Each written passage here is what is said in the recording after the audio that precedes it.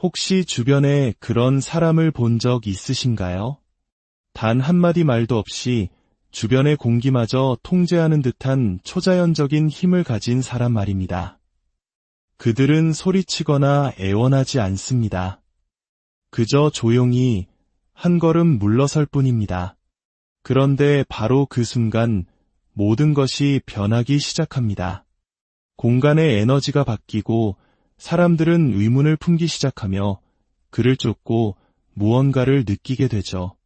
이제 상상해 보십시오. 당신이 바로 그 사람이 된다면 어떨까요? 세상 모든 일에 즉각적으로 반응하는 것을 멈추고 자동적인 대답 대신 침묵을 선택한다면, 감정의 폭발 대신 한 걸음 물러서는 것을 택한다면, 과연 어떤 일이 벌어질까요? 바로 여기에 핵심이 있습니다. 당신이 감정적으로, 물리적으로, 그리고 심리적으로 항상 곁에 있어주는 존재가 되기를 멈추는 순간, 당신을 둘러싼 세상은 혼란에 빠집니다. 왜냐하면 사람들은 당신의 즉각적인 반응, 예측 가능한 충동을 통해 당신을 통제하는 데 익숙해져 있기 때문입니다. 하지만 당신이 물러서기로 결심한 그날, 개인의 판도는 완전히 뒤바뀝니다. 당신을 잘 안다고 생각했던 사람들은 사실 당신에 대해 아무것도 모르고 있었다는 것을 깨닫게 될 겁니다. 분석 심리학의 창시자 칼 융은 이렇게 말했습니다. 타인에게서 우리를 짜증나게 하는 것은 우리 자신을 더 깊이 이해하도록 이끄는 단서가 될 수 있다. 이 말을 지금 상황에 적용해 봅시다. 당신이 더 이상 손에 닿지 않는 존재가 되었을 때 과연 누가 가장 절망하고 누가 가장 짜증을 내며 당신에게서 단 하나의 감정이라도 이끌어내기 위해 필사적으로 도발하는가요? 이러한 반응은 당신이 어떤 사람인지보다 상대방이 어떤 사람인지를 더 명확하게 보여줍니다. 그리고 더 중요하게는 당신이 그동안 얼마나 무의식적으로 타인에게 조종당하고 있었는지를 드러냅니다. 당신은 그저 좋은 사람이 되기 위해, 평화를 유지하기 위해, 그리고 어쩌면 처음부터 당신 곁에 있지도 않았을 사람들을 잃지 않기 위해 끊임없이 당신 자신을 내어주고 있었습니다. 억지로 내뱉은 예라는 대답, 의무감에 보낸 즉각적인 답장, 조건반사적인 감정 표현들, 그 모든 순간마다 당신은 자신의 소중한 에너지 조각을 내어주고 있었던 겁니다. 그리고 하루가 끝날 무렵 당신에게 남는 것은 무엇입니까? 설명할 수 없는 깊은 피로감, 좌절감, 그리고 공허함뿐입니다. 그 이유를 알려드리겠습니다. 당신은 당신의 침묵을 단 1분도 누릴 자격이 없는 사람들을 위해 너무나도 손쉬운 존재가 되어주었기 때문입니다.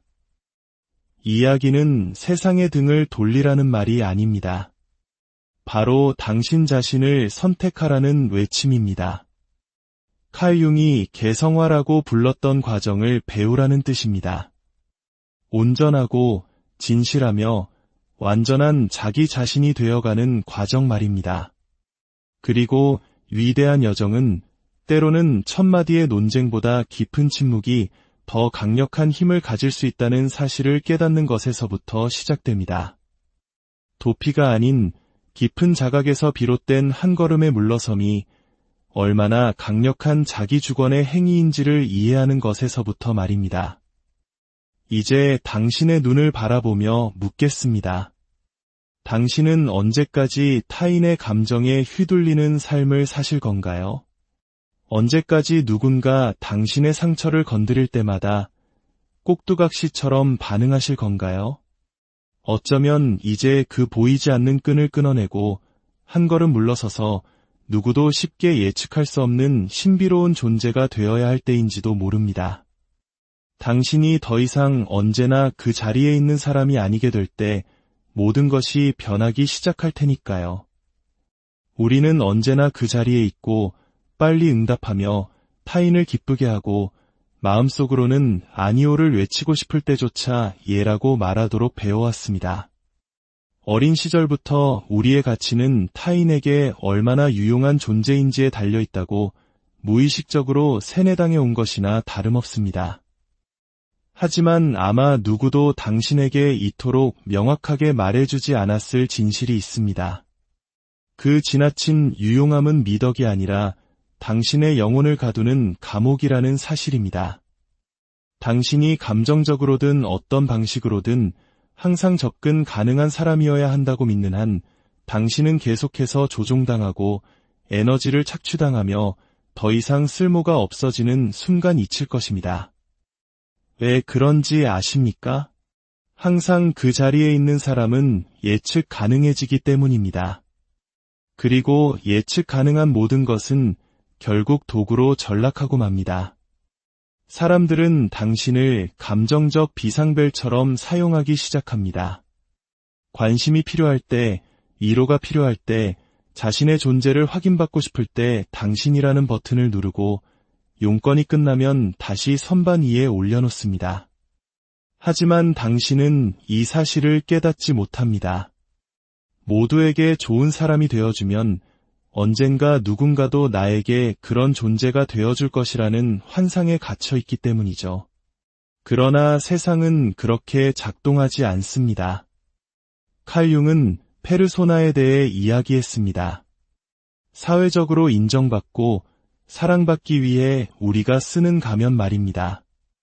당신을 지나치게 유용한 사람으로 만드는 것이 바로 이 가면입니다.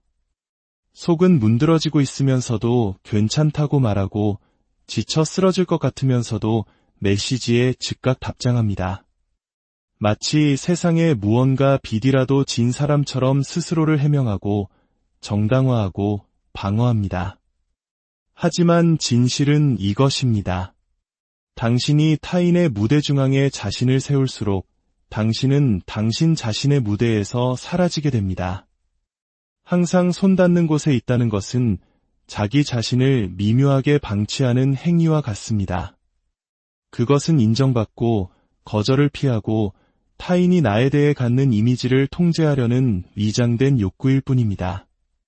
하지만 이 통제에는 대가가 따릅니다. 그 대가는 바로 당신의 평화, 당신의 생명 에너지입니다. 당신의 에너지는 무한한 것처럼 사방으로 흩뿌려지고 있지만 사실 그것은 지극히 한정된 자원입니다. 당신이 항상 곁에 있기를 바라는 사람들은 사실 당신이라는 존재 자체를 원하는 것이 아닙니다. 그들은 당신이 제공하는 것을 원합니다. 인정, 동행, 지루함을 달래줄 시간, 감정적 위안 같은 것들 말입니다.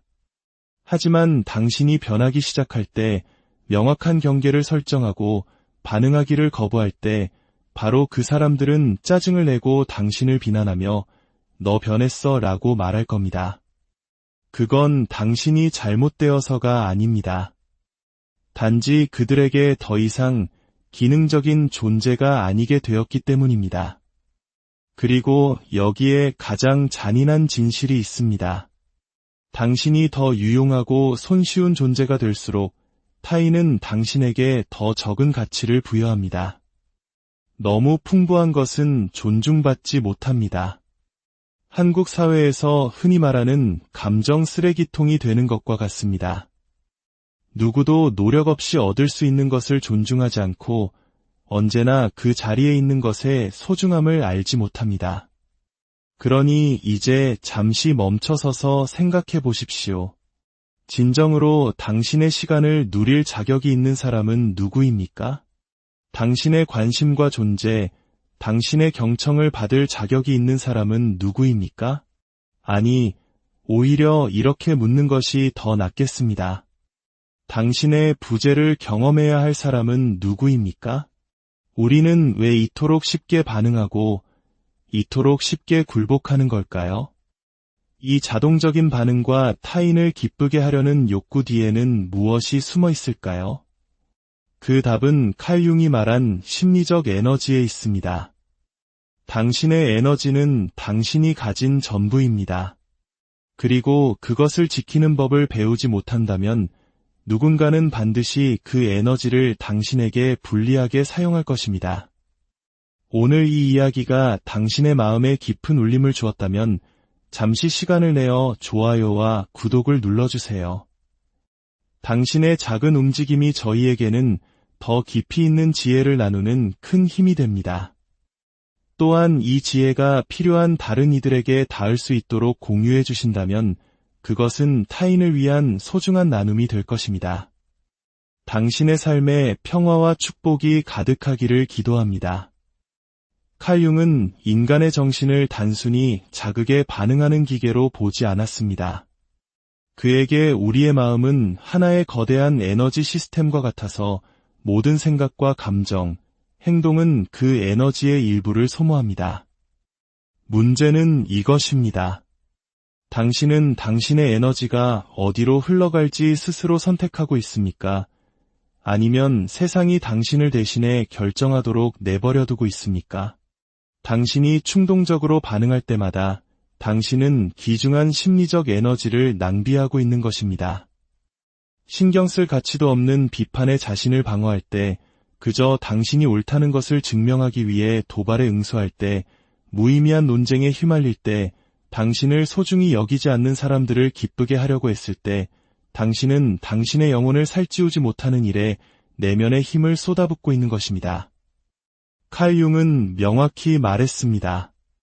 당신이 저항하는 것은 오히려 계속해서 당신 곁에 머문다. 당신이 더 격렬하게 반응할수록 당신은 그 문제에 더 깊이 얽매이게 됩니다. 감정적으로 소진된 삶을 사는 사람들은 약한 것이 아닙니다. 단지 에너지의 방향을 잘못 설정했을 뿐입니다. 늘 지쳐있는 사람에게 무슨 일이 일어나는지 아십니까? 그들은 취약해집니다.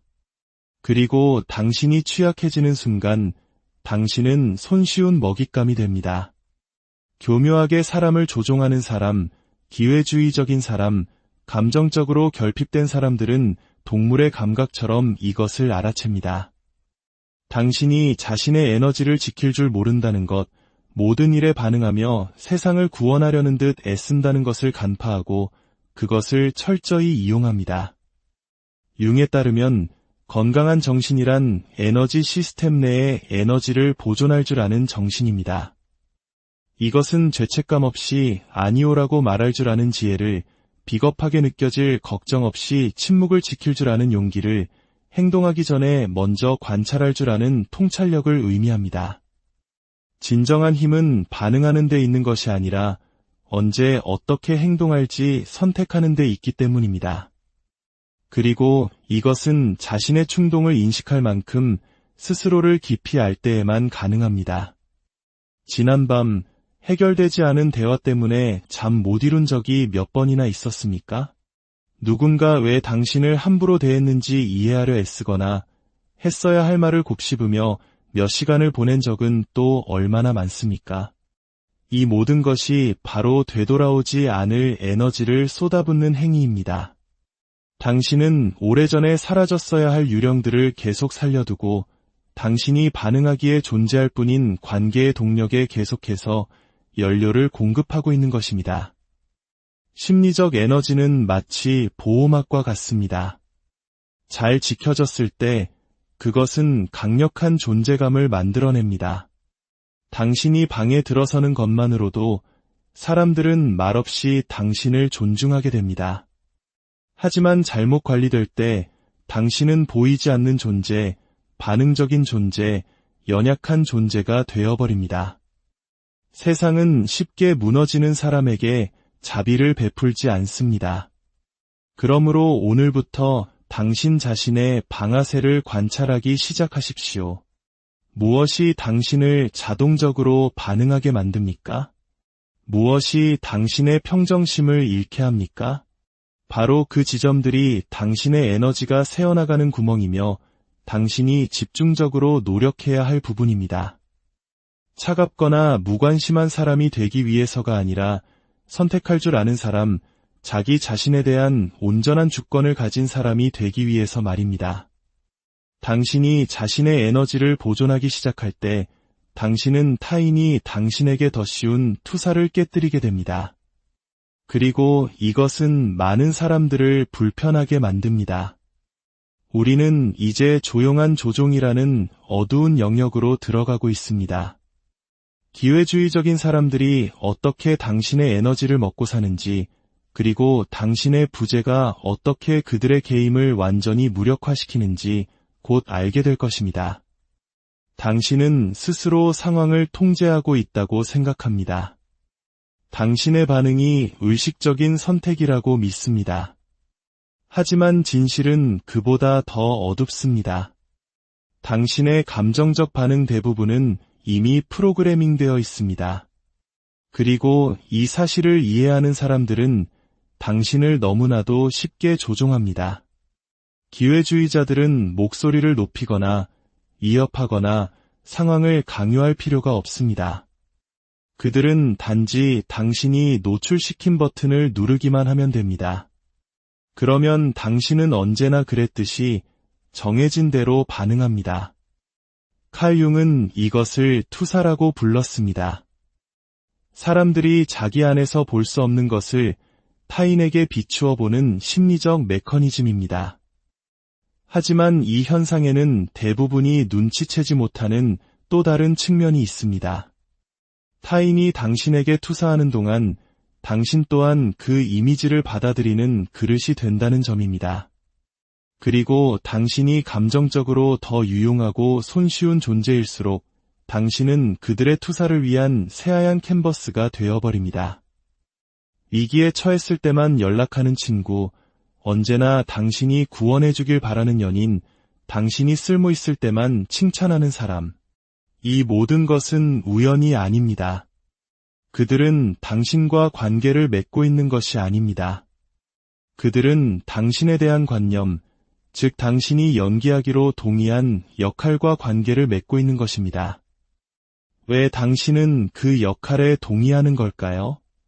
실망시키는 것이 두렵고, 사랑받지 못할까 봐 두렵고, 버려질까 봐 두렵기 때문입니다. 가장 효과적인 조종은 소리 지르는 상황에서 일어나지 않습니다. 그것은 죄책감의 침묵 속에서 일어납니다. 당신이 상대방에게 무언가 빚을 졌다고 느낄 때 당신이 항상 곁에 있어주고 도와주고 이해해 주어야 한다고 믿을 때 그것이 당신의 내면을 파괴할지라도 말입니다. 바로 이 지점에서 조종자는 당신을 통제할 필요조차 없어집니다. 그들은 단지 당신이 계속해서 같은 방식으로 반응하기만 하면 됩니다. 하지만 당신이 반응을 멈추는 순간 게임은 깨집니다. 당신이 아니오라고 말하기 시작하고 침묵으로 답하며 해명하는 대신 한 걸음 물러설 때 그들의 투사는 허물어지기 시작합니다. 그들이 당신에게 씌웠던 가면이 떨어져 나갑니다. 이것은 사람들을 불안하게 만듭니다. 왜냐하면 그들은 더 이상 당신이 누구인지 알 수 없기 때문입니다. 그리고 더 나쁜 것은 이제 그들 자신을 마주해야만 한다는 것입니다. 모두가 그것을 감당할 준비가 되어 있지는 않습니다. 당신의 부재는 위협적입니다. 왜냐하면 그것은 타인으로 하여금 자신의 공허함을 직면하게 만들기 때문입니다. 당신이 제공하는 침묵은 그들이 듣고 싶어 하지 않는 내면의 소음을 드러냅니다. 그러면 공격이 시작됩니다. 비난과 감정적인 드라마가 펼쳐집니다. 당신이 틀렸기 때문이 아니라 당신이 더 이상 편리한 거울 역할을 해주지 않기 때문입니다. 융은 말했습니다. 우리는 빛의 형상을 상상함으로써 깨닫게 되는 것이 아니라 어둠을 의식함으로써 깨닫게 된다. 당신이 물러서고 악순환에 더 이상 먹이를 주지 않을 때 상대방의 그림자가 드러나기 시작합니다. 그리고 이것은 언제나 당신을 탈출구로 이용해온 사람들에게는 견딜 수 없는 일입니다. 그러나 당신은 어떻습니까? 당신 자신을 지키기 위해 오해받고 거절당하고 심지어 공격받는 불편함을 감당할 준비가 되어 있습니까? 그 단절 후에 찾아오는 침묵을 견뎌낼 준비가 되어 있습니까? 왜냐하면 새로운 종류의 힘은 바로 그 침묵 속에서 태어나기 때문입니다. 현대 사회는 소음으로 가득 차 있습니다. 모두가 자신의 목소리를 듣게 하고 싶어하고 빨리 반응하고 싶어하며 자신의 평화를 희생해서라도 무의미한 논쟁에서 이기고 싶어합니다. 하지만 극소수만이 알고 그보다 더 적은 수만이 통달한 힘이 있습니다. 바로 침묵의 힘입니다. 이는 수동적이거나 비겁한 침묵이 아닙니다. 의식적이고 전략적이며 냉철할 정도로 명료한 침묵입니다.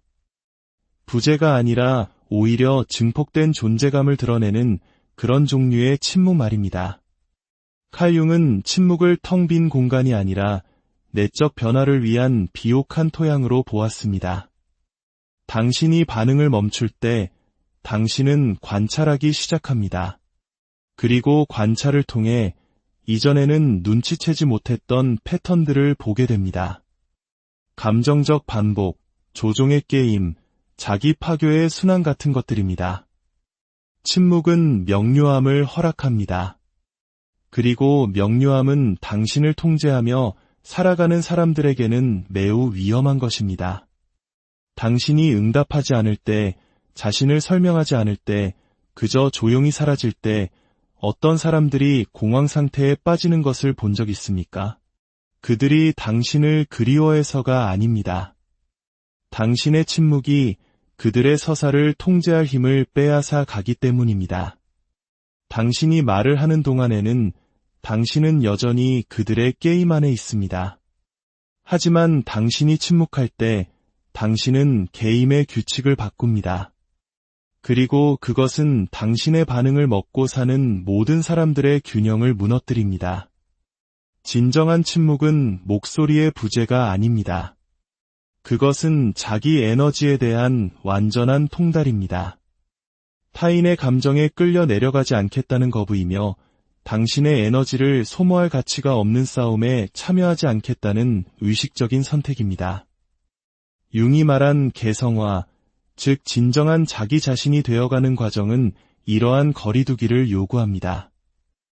세상의 간섭 없이 자신의 목소리를 들을 수 있는 것은 오직 침묵 속에서만 가능하기 때문입니다. 하지만 속지 마십시오. 침묵에는 대가가 따릅니다. 그것은 당신이 연기했던 역할 때문에 당신을 가치 있게 여겼던 사람들과 당신을 멀어지게 할 것입니다. 당신을 자신의 투사를 통해서만 보았던 사람들에게 당신을 이해할 수 없는 존재로 만들 것입니다. 당신을 차갑고 거만하며 이기적인 사람처럼 보이게 할 수도 있습니다. 하지만 이 모든 것은 당신의 깊이가 아닌 당신의 유용성만을 원했던 사람들의 반응일 뿐입니다. 당신이 성숙해질수록 당신은 말에 있어 더욱 선택적이 됩니다. 모든 문장이 에너지의 투자이며 모든 사람이 당신의 진실에 접근할 자격이 있는 것은 아니라는 사실을 이해하기 때문입니다. 때때로 침묵은 후퇴가 아니라 주권입니다. 더 이상 누구에게도 아무것도 증명할 필요가 없는 사람들의 언어입니다. 침묵은 불편합니다. 왜냐하면 그것은 상대방으로 하여금 자신의 생각과 내면의 소음을 마주하게 만들기 때문입니다. 그리고 이 불편함은 당신의 어떤 논쟁보다도 그들에 대해 더 많은 것을 드러냅니다. 당신의 부재를 설명할 필요는 없습니다. 그것이 스스로를 설명하기 때문입니다. 하지만 가장 강력한 침묵은 타인을 흔드는 침묵이 아니라 당신의 내면을 재건하는 침묵입니다. 외부의 인정 너머에 있는 무언가와 당신을 연결하는 침묵입니다. 타인의 요구로부터 자유로운 이 내면의 공간에서 당신은 비로소 생명 에너지를 회복하고 당신의 본질과 다시 연결되기 시작합니다. 이제는 의식적으로 당신의 에너지를 사용하는 법을 다시 배워야 합니다. 그것이 어디로 가고 어디에 머물러야 하며 가장 중요하게는 절대로 낭비되어서는 안 될 곳이 어디인지를 선택해야 합니다. 당신 자신의 영혼에 대해 선택적이 될 시간입니다. 이 모든 것을 머리로만 이해하는 것은 소용없습니다. 실제로 당신이 아니오를 의미하면서도 예라고 계속 말하고 당신을 괴롭히는 메시지에 응답하며 공허한 대화에 참여하고 그저 관성 때문에 존재하는 관계를 유지한다면 말입니다. 행동 없는 자각은 또 다른 형태의 자기 기만일 뿐입니다. 진정한 변화는 당신이 선택적이 되기로 굳게 결심할 때 시작됩니다. 그리고 이것은 감정적인 훈련을 요구합니다. 의식적인 부재는 차갑거나 거만하거나 무관심해지는 것이 아닙니다. 더 이상 언제, 어디서든, 어떤 이유로든 모든 사람에게 손쉬운 존재가 되지 않는 것입니다. 당신 자신의 에너지, 시간, 그리고 평화에 대한 통제권을 되찾는 것입니다. 그리고 이것은 작은 행동에서부터 시작됩니다.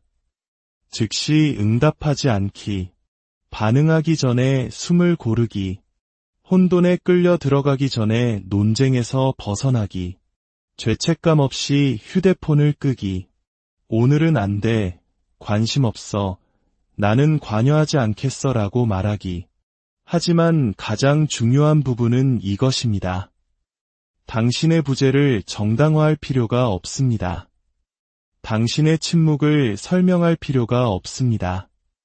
당신은 자기 자신 외에는 누구에게도 아무것도 빚지지 않았습니다. 당신이 자신을 설명하기를 거부할 때 당신은 상대방이 당신을 감정적인 서사 안에 가둬둘 힘을 빼앗는 것이기 때문입니다. 당신의 진화를 측정할 좋은 온도계를 알고 싶으십니까? 당신이 더 과묵해질 때 누가 당신에게서 멀어지기 시작하는지 관찰하십시오. 당신이 반응을 멈출 때 누가 당신을 도발하려 하는지 관찰하십시오. 당신이 마침내 자신을 보호하기 시작했을 때 누가 당신이 변했다고 비난하는지 관찰하십시오. 이것들은 당신이 틀렸다는 신호가 아닙니다. 당신이 자유로워지기 시작했다는 증거입니다. 의식적인 부재는 자기 결정의 기초입니다. 당신이 세상에 아니오라고 말할 때 당신은 자신에게 예라고 말하고 있는 것입니다. 당신이 독이 되는 환경에서 물러날 때 당신은 당신의 평화가 어떤 거짓된 연결보다 더 가치 있다는 것을 재확인하는 것입니다. 그리고 당신이 자신을 설명하기를 멈출 때 비로소 존중받기 시작합니다. 비록 소수의 개만일지라도 말입니다. 그러나 이 단절과 함께 고통, 외로움, 소외감이 찾아올 수 있습니다. 무언가를 잃고 있다는 느낌이 들 수도 있습니다. 하지만 사실 당신은 그저 자신을 해방시키고 있는 것뿐입니다. 그렇다면 그 후에는 무엇이 올까요? 이 거리두기 후에 무엇이 찾아올까요? 침묵 속에서 무엇이 태어날까요? 그것은 바로 오해받을 용기, 홀로 설 용기, 그리고 스스로 온전해질 용기를 가질 때만 일어나는 재탄생입니다. 강한 자의 고독이 진정한 자유로 가는 길인 이유를 이해할 시간입니다. 당신이 모두에게 손쉬운 존재가 되기를 멈출 때 깊은 변화가 일어나기 시작합니다. 처음에는 침묵이 찾아옵니다. 당신 안에서 비명을 지르는 듯한 불편한 침묵입니다. 당신은 옳은 일을 했는지, 너무 가혹했는지, 당신을 좋아했던 사람들을 잃고 있는 것은 아닌지 의심하게 됩니다. 하지만 점차 이 침묵은 변형됩니다. 그것은 정화하고 진정시키며 치유하기 시작합니다.